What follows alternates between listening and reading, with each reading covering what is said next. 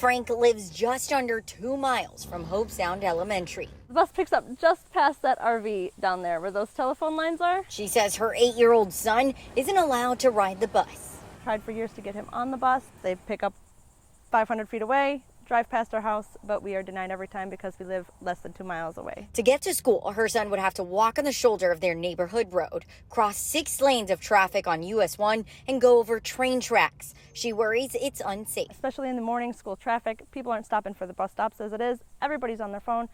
He's a little 8-year-old boy. He's not paying attention to where he's going. She reached out to us wanting to know why the school can't make an exception for his safety.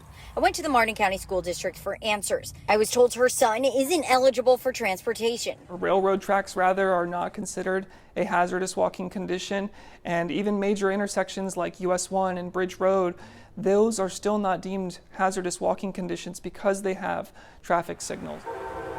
The school district explained their hands are tied. We empathize with those parents. We understand that that may not be the ideal situation, but unfortunately, that's how the state statute is written. I asked about possible solutions. The district told me parents can take advantage of early drop-off and late pickup 30 minutes before and after school, or consider finding a carpool ride. For now, Frank is left wishing they'd reconsider for her child's well-being. Have you ever even allowed him to just do it on his own? No. I don't even know if he would make it. Cassandra Garcia, WPTV News. On a quiet road in Vero Lake Estates, it's a small glimpse of a young girl's life. She was just starting out. And as her mother, Jericho Hughes, gathers the courage to share her daughter's story. She knows that story ended far too soon. She was my firstborn. I was 18 when I had her.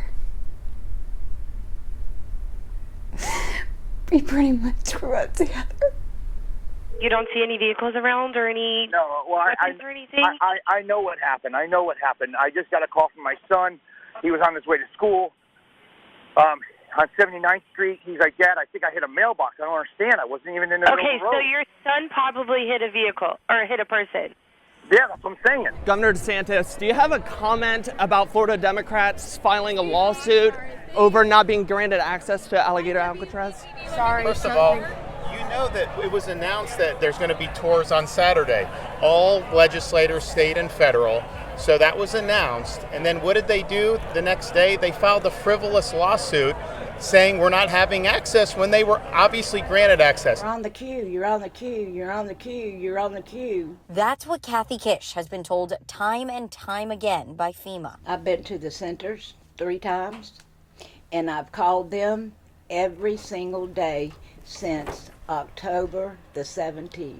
Kish and her husband, Barry Lamb, have been displaced since a tornado destroyed their home. He tells me the biggest danger he faces on his motorcycle.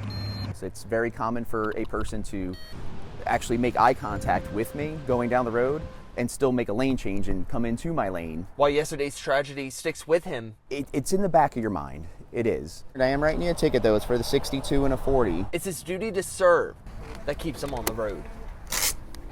The events of yesterday aren't going to stop me from continuing to do what I do to try to make, what I can a better place, one traffic stop at a time.